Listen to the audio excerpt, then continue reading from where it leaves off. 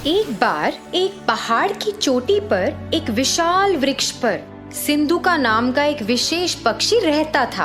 पक्षी की खासियत यह थी कि जब उसकी बूंद धरती पर गिरती थी तो वे शुद्ध सोने में बदल जाती थी। वह इस पेड़ पर अकेला रहता था और शांति से वहाँ अपना जीवन व्यतीत कर खुश था। एक दिन एक शिकारी पक्षियों की तलाश में पहाड़ की चोटी पर घूम रहा था। कई घंटों के बाद जब वह किसी पक्षी को पकड़ने में सक्षम नहीं था तो उसने विशाल पेड़ के नीचे कुछ देर आराम करने का फैसला किया, जिस पर सिंधुका रहता था। बस जब शिकारी सोने लगा ही था तो पक्षी ने अचानक पेड़ के ऊपर से अपनी बूंद को गिरा दिया, जो धरती पर गिरते ही सोने में बदल गई।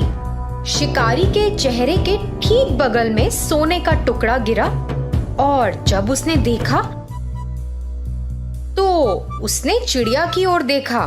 फिर से एक और टुकड़ा गिर गया और इस बार शिकारी ने जमीन पर इसे सोने में बदलते देखा।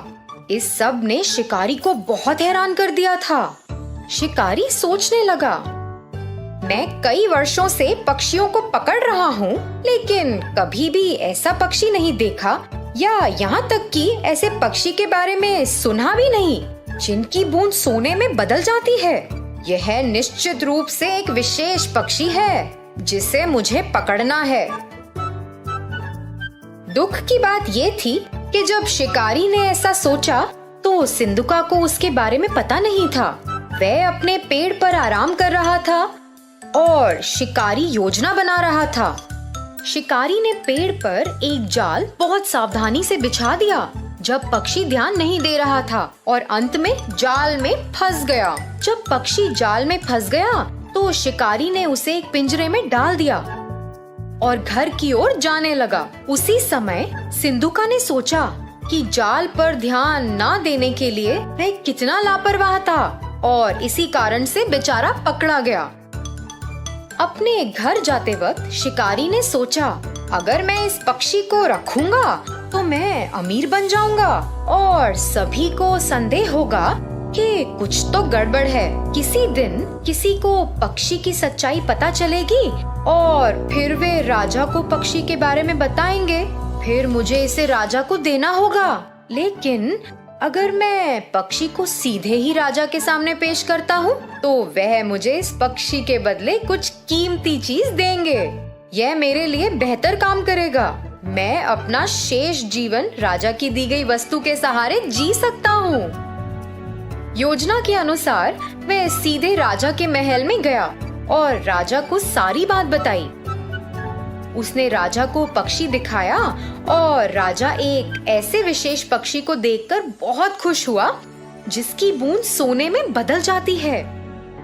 उसने अपने नौकर को बुलाया, इस पक्षी की उचित देखभाल करो, उसे एक शानदार पिंजरे में रखो और उसे भरपूर भोजन और पानी दो। सुनिश्चित करें कि वह दूर नहीं हो। वह महल का शाही पक्षी होगा और अपनी बूंदों से मुझे कई दौलत देगा। अचानक राजा के मंत्रियों में से एक राजा के पास पहुंचा।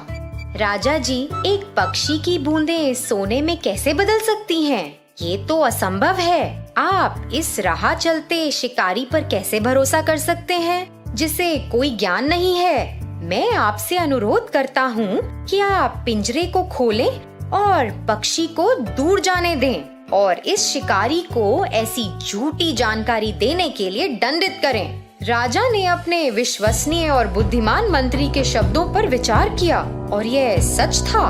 हाँ, कोई पक्षी सोने की बूंदें कैसे दे सकता है? मैंने इसे अपने आँखों से भी नहीं देखा। यह शिकारी शायद बदले में पैसा चाहता है। राजा ने पहरेदारों को शिकारी को गिरफ्तार करने और पक्षी को छोड़ने का आदेश दिया। जैसे ही पक्षी मुक्त हुआ, वह उड़कर पास के एक दरवाजे के शीर्ष पर पहुंच गया और वहां बैठ गया। अचानक उसने अपनी बूंदों को गिराया जो सोने में बदल गईं। राजा और उनके मंत्रियों सहित सभी ने यह देखा और चौंक गए।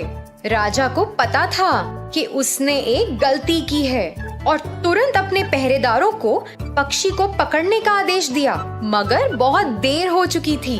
सिंधुका आकाश में उड़ गया और उसने खुद को फिर से लापरवाह नहीं होने का वादा किया। उसने दूसरे पहाड़ पर एक नए स्थान के लिए उड़ान भरी, जहां कोई भी उसे फिर से पकड़ ना पाए।